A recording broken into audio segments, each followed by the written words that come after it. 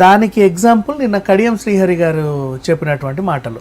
So అదంతా ఒక chronological ఆర్డర్లో వెళ్దాం. వీళ్ళు ఏంటంటే అప్పుడెప్పుడో అమరావతి ఫార్మేషన్ టైంలో ఈయన వెళ్ళిన అటెండెన్స్ ఇచ్చాడు కదా అక్కడికి వెళ్ళి. సో ఆ అటెండెన్స్ ఇచ్చే టైంలో ఈయన వెళ్ళకూడదు అనమాట అక్కడికి బేసికలీ. ఎందుకు అంటే వీళ్ళు దేవుణ్ణి బాగా నమ్ముతాడు కేసీఆర్, బాగా నమ్ముతాడు, ప్రతి విషయాన్ని బాగా నమ్ముతాడు. ఆ టైంలో వీళ్ళ కుటుంబంలో కేసీఆర్కి వరుసకి చెల్లి అయ్యే ఒక ఆవిడ, పెద్ద ఆవిడ చనిపోయింది. సో 11 రోజులు ఇంక అవ్వాల, వెళ్ళకూడదు అసలు. కానీ ఈయన దాన్ని కాల రాసి అక్కడికి వెళ్ళి అక్కడ ఈయన అటెండెన్స్ ఇచ్చాడు. ఈయన ప్రెజెన్స్ అక్కడ ఇచ్చాడు. ఎందుకంటే చంద్రబాబు నాయుడు ఆహ్వానించాడు, నేను వెళ్ళలే. అంత ఏదో తిట్టుకున్నాము. మళ్ళీ ఇప్పుడు నేను వెళ్ళలేదు అనుకో, రాష్ట్రం విడిపోయాక కేసీఆర్కి ఎంత పొగరో అంటారు. అసలు పక్క రాష్ట్రం చూడ్డానికి కూడా వెళ్ళలేదు, ఆహ్వానించిన అంటారు. నిజంగా ఆ రోజు వెళ్ళడం చాలా మైలేజ్ వచ్చింది. మళ్ళీ అక్కడ జనాలు కూడా చాలా కేరింతలు కొట్టడం, కేసీఆర్ కి బ్రహ్మరథం పట్టారు. సో ఆ మైలేజ్ కోసం అని చెప్పేసి కుటుంబం విలువలని కాల రాశాడు. ఓకే, అది వాళ్ళ కుటుంబంలో వాళ్ళు జీర్ణించుకోవాలి. అప్పటికి కొంతమంది కటీఫ్ చెప్పి దూరంగానే ఉంటున్నారు.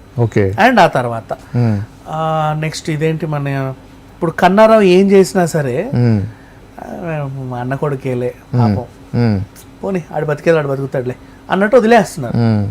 కానీ శైలిమకు కూడా ఒక బ్రదర్ ఉన్నాడు, ఆయన నీ కుటుంబమే, అవునా, నీ భార్య కుటుంబమే. భార్య మీ ఇద్దరి తర్వాత ఆయన సొంత బావమరిది. అవును, బావ అని తిరిగే బావమరిది. అసలు నీకు ఇంకా ఎక్కువ రిలేషన్ ఆయనతో ఉండాలా. నీ పెద్దనాన్న కొడుకు కంటే కూడా ఈయనతో ఎక్కువ ఉండాలి. కలిసి భార్యకు తెలియకుండా మందు కొట్టడమో, లేకపోతే సరదాగా ఏమైనా ఆటలాడడమో, పాటలు పాడుకోవడమో.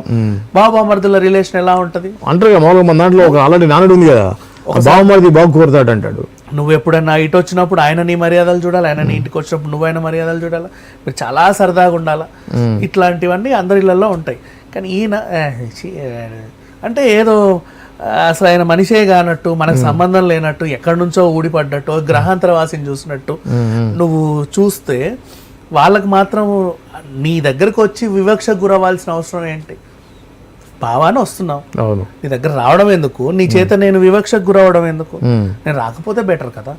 సరే ఓకే, ఇన్నాళ్ళు అధికారంలో 10 ఏళ్ళు అధికారంలో ఉన్నావు, నాకు కూడా ఉంటాయి కదా ఏవో. నా సొంత అసలు స్టేట్ లో ముఖ్యమంత్రి తర్వాత ముఖ్యమంత్రి అయిన వ్యక్తి, ముఖ్యమంత్రే చెప్పాలంటే కాబోయే ముఖ్యమంత్రి ఆయన. కేసీఆర్ ముఖ్యమంత్రి అయినా బయట వ్యవహారాలన్నీ ఆయనే చూసుకుంటాడు. కాబట్టి అంత పవర్ఫుల్ ఉన్నప్పుడు నా బావ, నా సొంత అక్క అంత మంచి రోల్లో ఉన్నప్పుడు నేను ఎలా ఉండాలి? కనీసం నేను ఎక్కడన్నా ఓ ఎమ్మెల్యేగానే ఉండాలి, లేకపోతే ఇంకెక్కడైనా సంథింగ్ ఒక మంచి బిజినెస్ మ్యాన్గానైనా ఉండాలి. నాకంటూ నా కుటుంబం, మళ్ళీ నా తర్వాత నా కుటుంబం విస్తరణ, అలా అలా అలా మేమందరం. ఎందుకంటే ఇప్పుడు నాకు కూడా కొంతమంది ఉంటారు కదా సార్. ఇప్పుడు నా రిలేషన్లో కొంతమంది నాకు రిలేటివ్, నాకు ఇంకెవరో బావ, మా ఆవిడకి సంబంధించి కుటుంబ సభ్యులు, వాళ్ళు నన్ను చీప్గా చూడరు. అవును, ఏదో మీ అక్క రాష్ట్రంలో ఒక కీలకమైన వ్యక్తి, నువ్వేమి ఇట్లున్నావు ఏంటి అని చెప్పేసి వీళ్ళ ఆవిడ తరఫున బంధువులు హేళన చేయరు. ఈయనకు కూడా బావబామర్దులు ఉంటారు అటువైపు. సో ఇవన్నీ చూసేసరికి ఆయనకి ఏదో అనిపించింది, హర్ట్ అయ్యాడు.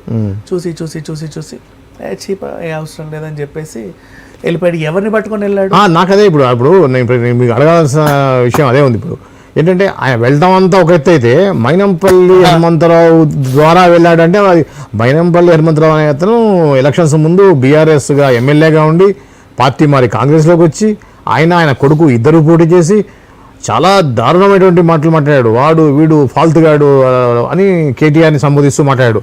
అంత ఘోరంగా డైరెక్ట్గా తిట్టింది ఎవరు లేరు. ఆంధ్ర పాలిటిక్స్లో అంటే మనం చూస్తున్నాం, కొడాలి నాని వాళ్ళని చూస్తున్నాం. కానీ మన ఈ తెలంగాణ పార్టీస్లో ఒక ఎమ్మెల్యే స్థాయి వ్యక్తి ఇంకొక మినిస్టర్ని, కేటీఆర్ లాంటి వ్యక్తిని ఆ విధమైనటువంటి పదాలు పట్టడం అనేది మనం గతంలో మనం ఎక్కడ చూడలే. ఎందుకు అంటే మైనంపల్లి వాళ్ళ అబ్బాయి రోహిత్, ఈయన ఇట్లా రాహుల్ మంచి ఆ వయసు వాళ్ళు ఫ్రెండ్స్. ఓకే, అంటే ఎప్పుడు కష్టం వచ్చినా మనోళ్ళు కదా అని మాట్లాడుకునే వాళ్ళు. ఎప్పుడు వీళ్ళు కలిసి మాట్లాడుకున్నా నన్ను అట్లా చేశాడు, నన్ను ఇట్లా చేశాడు, నన్ను అదన్నాడు, నన్ను ఇదన్నాడు అని కంప్లైంట్స్ ఇవ్వడమే. వాళ్ళు కూడా విని ఎందుకు ఏమంటున్నాడు అక్కడ నుంచి అని చెప్తారు. నేను రాలా బయటికి, అట్లాగే నువ్వు వచ్చేసే, పెద్ద విషయమే ఉంది, వచ్చేసే బయటికి. నా కొడుకుకి సీట్ ఇవ్వమంటే వాళ్ళు ఏదేదో అన్నారు. సరే అప్పటికి నేను ఏదో తుత్తుమంతం చేసి కాంగ్రెస్లోకి వచ్చి నాది నేను నిలబెట్టుకున్నాను. ఆ హరీష్ రావు నాతో చాలా ఇదిగా మాట్లాడాడు, చెప్పులు వేసుకొని వచ్చాడు నా కళ్ళ ముందు, ఈరోజు ఇన్ని కోట్లకు అధిపతి అయ్యాడు, నేను అవన్నీ చూడలేదు అని చెప్తూనే ఉన్నాడు. అంత మాట అన్నాడు. ఆ మెదక్కు ఆయనకు ఏదో ఉంపుడు గత్తెలాగా మెదక్కు, ఆ వ్యవహారాలన్నీ నాకు తెలుసు, నేను బయట పెడితే ఎక్కడ ఉంటాడు అన్నట్టు ఆయన మాట్లాడి వెళ్ళిపోయాడు బయటికి. ఆయన వెళ్ళిపోయిన తర్వాత ఈయన కూడా ఆయన దగ్గరికి వెళ్ళి, అంటే ఎప్పటి నుంచో కేసీఆర్ కుటుంబ సభ్యులు కూడా మైనంపల్లికి దగ్గర అయ్యి వాళ్ళ బాధలన్నీ చెప్పుకుంటుంటే వింటున్నాడు ఆయన. సొంత కుటుంబాన్నే సరిగ్గా చూసుకోలేనాడు, నా కొడుకు నేను చూసుకుంటాడు, నన్నేం చూసుకుంటాడు, మనకు అవసరమా వీళ్ళు, వెళ్ళిపోదాం పద. అలాగే ఈయన వెళ్ళిపోతే ఈయన కూడా వెళ్ళిపోయాడు. ఇప్పుడు అదే మైనంపల్లి శైలిమని బ్రెయిన్ వాష్ అంటే ఆయనకు బ్రెయిన్ వాష్ చేయాల్సిన అవసరం లేదు. ఫస్ట్ ఆఫ్ ఆల్ శైలిమకు కూడా, అమ్మా ఇప్పుడు నువ్వు ఈ కేసులో ఆయనకి ఉన్నాడు, ఈ కేసులో ఈయన ఉన్నాడు, ఆవిడ ఉంది జైల్లో, నెక్స్ట్ ఫోన్ ట్యాపింగ్ లో కేసీఆర్ పోతాడు, తర్వాత మిగిలింది ఏంటి, జన్వాడ ఫామ్ హౌస్ కేసు. ఆ కేసు తెర మీదకి వస్తే నువ్వు ఇరుక్కుంటావు. నీ పేరు మీద కొన్నాడు మీ ఆయన, అవన్నీ ఆ వ్యవహారాలన్నీ చక్కబెట్టాడు, నువ్వు ఇరుక్కుంటావు. హిమాన్షు ఫామ్ అని ఉంది, మళ్ళీ చిన్న పిల్లోడు, ఆ పిల్లోడు ఇరుక్కుంటాడు. ఎందుకు అవసరం ఏముంది? రేపటి రోజు ఆ కుటుంబంలో అందరు జైలుకి వెళ్ళే వాళ్ళే ఉన్నారు.